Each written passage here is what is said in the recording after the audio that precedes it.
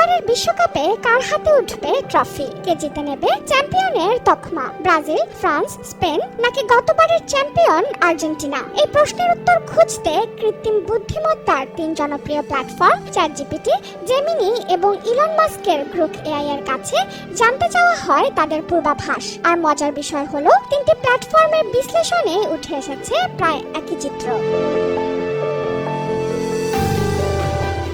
প্রতিটি বিশ্বকাপের আগে কে হবে চ্যাম্পিয়ন সেটি জানার জন্য ব্যাকুল হয়ে থাকে বিশ্বের ফুটবল প্রেমীরা। টিয়া পাখি থেকে শুরু করে হাঙর, বিভিন্ন প্রাণী জ্যোতিষের মাধ্যমে বিশ্বকাপে আগেই জানা হতো কে হবে চ্যাম্পিয়ন। কখনো এটি মিলে যেত, আবার কখনো ধারের কাছেও যেত না। তবে এবার কে জিতে নেবে বিশ্বকাপের বিজয়ের মুকুট সেটি জানতে বিশ্বের সবচেয়ে শক্তিশালী 3 এআই কে জিজ্ঞেস করতে মিলল চমকপ্রদ তথ্য।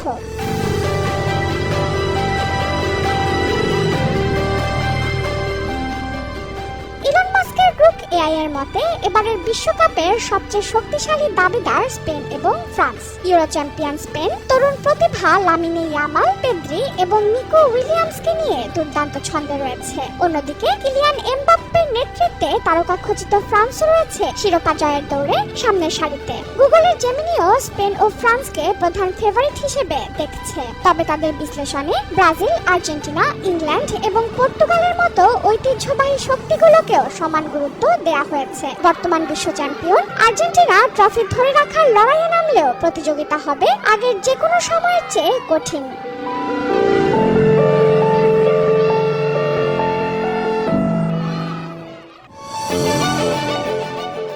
অন্যদিকে চ্যাটজিপিটির বিশ্লেষণেও স্পেনকে সবচেয়ে সম্ভাব্য চ্যাম্পিয়ন হিসেবে উল্লেখ করা হয়েছে। শক্তিশালী মিডফিল্ড, তরুণদের দুর্দান্ত পারফরম্যান্স এবং সাম্প্রতিক সাফল্যের কারণে স্পেনকে এগিয়ে রাখা হয়েছে। পাশাপাশি ফ্রান্সকে সম্ভাব্য ফাইনালিস্ট হিসেবে দেখছে এই এআই প্ল্যাটফর্ম।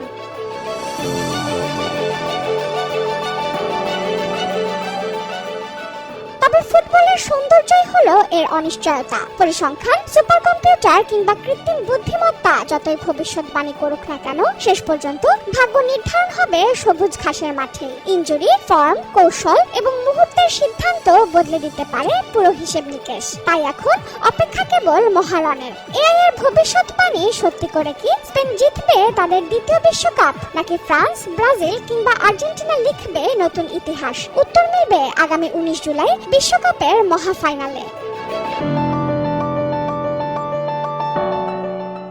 অনন্যা দাস, সময় সংবাদ।